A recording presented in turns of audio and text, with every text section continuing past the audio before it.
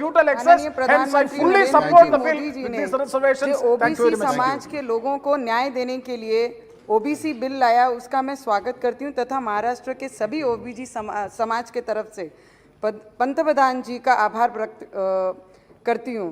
हमेशा महाराष्ट्र में पिछले 2 वर्षों से कुछ भी चीज़ अगर गलत होती है तो बोलते हैं ना, बच्चों की तरह बड़ों पे हम उंगली दिखाते हैं कि अगर ये नहीं हुआ तो ये केंद्र सरकार ने नहीं किया, अच्छा हुआ तो मैंने किया, मुझे अप्रिशिएट करे, अगर बुरा होता है तो केंद्र सरकार ने किया। ये तरीके से पिछले 2 सालों से हमारे महाराष्ट्र में चलते आया है। और जिस तरीके से ओबीसी समाज के लोगों को आरक्षण नहीं मिल रहा था, परंतु आज केंद्र सरकार द्वारा ऐतिहासिक निर्णय लिया गया और उसकी जितनी प्रशंसा की जाए उतनी ही कम है। और उस बिल के माध्यम से ओबीसी समाज के साथ साथ मराठा और धनगर समाज के लोगों को भी अधिकार और न्याय मिलेगा। महाराष्ट्र के सभी ओबीसी समाज के लोगों को शिक्षण और नौकरी में ओबीसी आरक्षण मिलने के बाद सभी सुविधाएं मिलेंगी तथा उसके जल्द से जल्द लाभ मिलने के लिए मैं इस सदन के माध्यम से महाराष्ट्र सरकार को और महाराष्ट्र के मुख्यमंत्री को आग्रह विनंती करूंगी कि 2 दिन का स्पेशल अधिवेशन बुला के इस बिल के ऊपर चर्चा करके ओबीसी समाज को न्याय देने का काम ये महाराष्ट्र सरकार ने करना चाहिए। ये मैं उनको विनंती करती हूँ। I have just heard the opposition leader has spoke in the morning itself about this bill. उन्होंने बड़ा अच्छे से कहा है कि पिछले ओबीसी समाज में आज भी कई फार्मर्स, कई गरीब, कई विद्यार्थी आज भी गरीब और मिट्टी के घरों में रह रहे हैं। पर इसके पीछे कारण कौन है? जिन्होंने 70 वर्ष राज किया है वो इसके पीछे का कारण है। ओबीसी समाज को न्याय नहीं मिला पाए।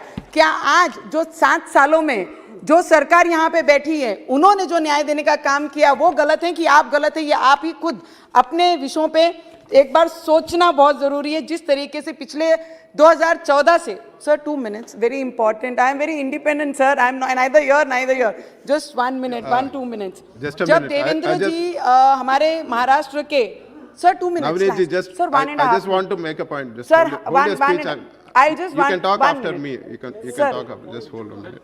See, there are like more 6 people to speak and there's just 12 minutes. So just stick to 3 minutes, please. Don't make it uncomfortable for me to.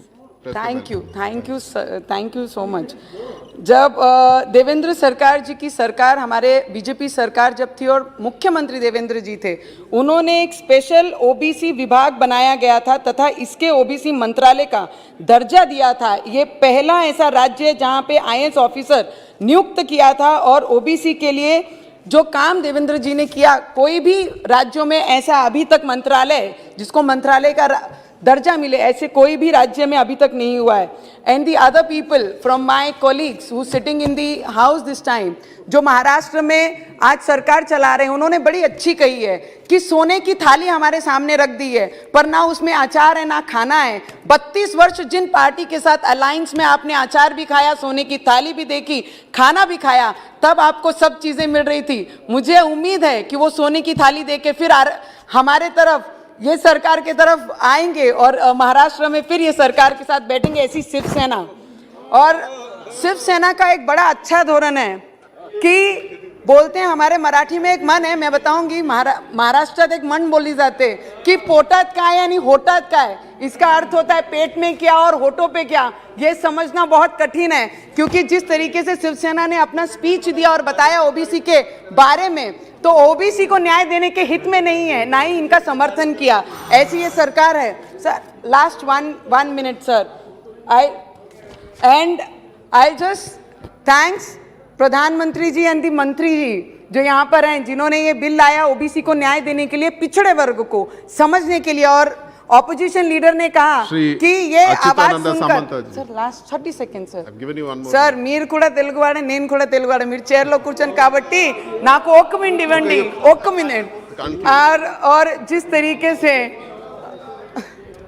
Sir, जिस तरीके से ऑपोजिशन वाले ने कहा कि I am from Maharashtra, I am proud of Maharashtra, but I am half part of Andhra and Telangana also, madam.